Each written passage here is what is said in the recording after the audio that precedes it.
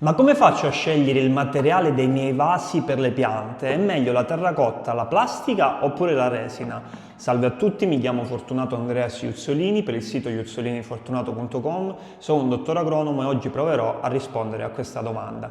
Ti dico già che tutti e tre i materiali vanno bene, ci sono delle piccole differenze per quanto riguarda il costo, la durata e la coltivazione delle piante. Iniziamo dai vasi più comuni, ovvero quelli di plastica. Ci sono di tante forme, di tanti colori, di tante dimensioni, infatti qua abbiamo il giallo, il blu e l'arancione. Hanno una durata bassa, specialmente i vasi di plastica più economici. Perché una durata bassa? Perché specialmente i vasi in plastica più economici, quando vengono messi al sole, tendono a cuocersi, a scolorirsi e diventare di colore bianco, quindi dove diventano di colore bianco tante volte si crepano, si fessurano e con un urto si rompono, quindi specialmente quelli più economici non hanno una grande durata, però comunque vanno benissimo anche per via del fatto del loro costo molto basso, della loro leggerezza e del fatto che sono impilabili per la maggior parte in questa maniera. Coltivare le piante nei vasi in plastica va benissimo, i vivaisti lo fanno da anni proprio per via del costo ridotto, non sono i miei preferiti, però sono un ottimo compromesso. Ci sono anche dei vasi in plastica un po' meno economici, più buoni, magari il controllo, la durata viene eliminato se acquistate un vaso in plastica un po' più buono. Passiamo al vaso in terracotta, il mio preferito. Quali sono i vantaggi e gli svantaggi? Iniziamo dagli svantaggi che sono numerosi. Allora, sono pesanti, sono più costosi del vaso in plastica, non resistono agli urti, infatti tanti sono scheggiati, anche questo vaso, non so se lo vedete, è scheggiato.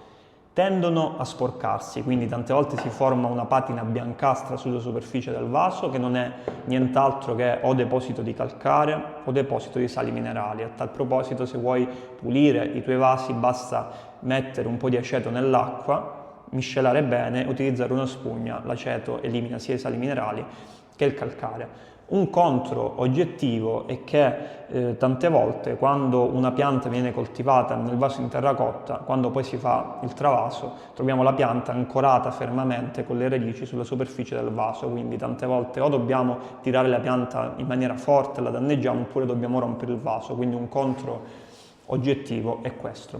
Passiamo ai pro. I pro sono, prima cosa, estetica, vanno benissimo in case vintage, nei casolari, negli agriturismi. Secondo, la pesantezza è un contro ma è anche un pro, perché? Perché se coltivate le vostre piante in una zona ventosa, tante volte a me succede di trovare le piante in vaso di plastica buttate a terra dal vento, con la terracotta chiaramente non succede tutto ciò. Un altro pro è sicuramente, sempre se non prende urti, la durata. Sono praticamente dei vasi eterni, non li distrugge il freddo, il caldo, le intemperie, eccetera, eccetera. Chiaramente basta un urto per romperli, però diciamo che il vaso in terracotta, parliamoci chiaramente, ha più contro che pro, però è un ottimo vaso, rimane dal punto di vista estetico il mio preferito.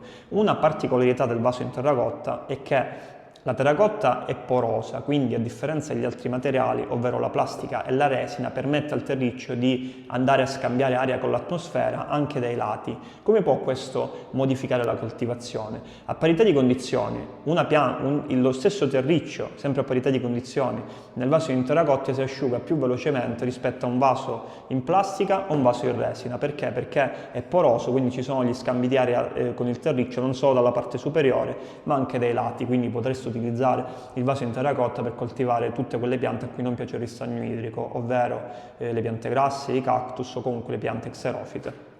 Passiamo ora ai vasi dal punto di vista qualitativo migliori, ovvero i vasi in resina.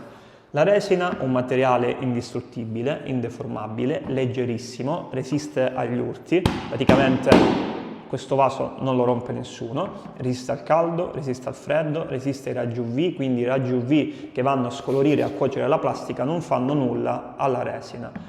L'unico svantaggio è il costo. Chiaramente questo vaso costa molto di più di un vaso in plastica o un vaso in terracotta, però in realtà spendete di meno. Perché? Perché prendete questo vaso e sapete che tra 20 anni è ancora così, invece il vaso in plastica magari lo dovete cambiare 3-4 volte, il vaso in terracotta prende un urto e si rompe, invece il vaso in resina rimane così per sempre. Io sono stato all'Università Reggio Calabria, ho vissuto in quella città per 6 anni, sul lungomare, quindi c'è sempre sole, sempre vento, salsedine, temperature elevatissime.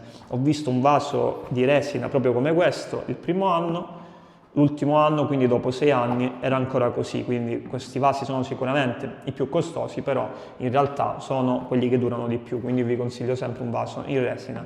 A tal proposito, se vi interessa acquistare dei vasi, li trovate sul mio sito juzzolinifortunato.com, vi lascio il link nella descrizione nel primo commento.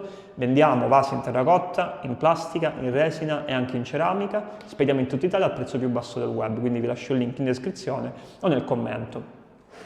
A cosa dovete stare attenti quando acquistate un vaso? Una cosa importantissima, il vaso deve avere i fori di scolo, ovvero questi buchi sul fondo. Perché? Perché l'acqua deve drenare via, non ci devono essere ristagni idrici. Cosa succede se l'acqua ristagna? Succede che le radici non riescono a respirare, la pianta marcisce completamente e quindi muore. Quindi prima di acquistare un vaso assicuratevi sempre che ci siano i fori di scolo, ovvero questi. Ci sono dei vasi senza fori di scolo, come ad esempio questi.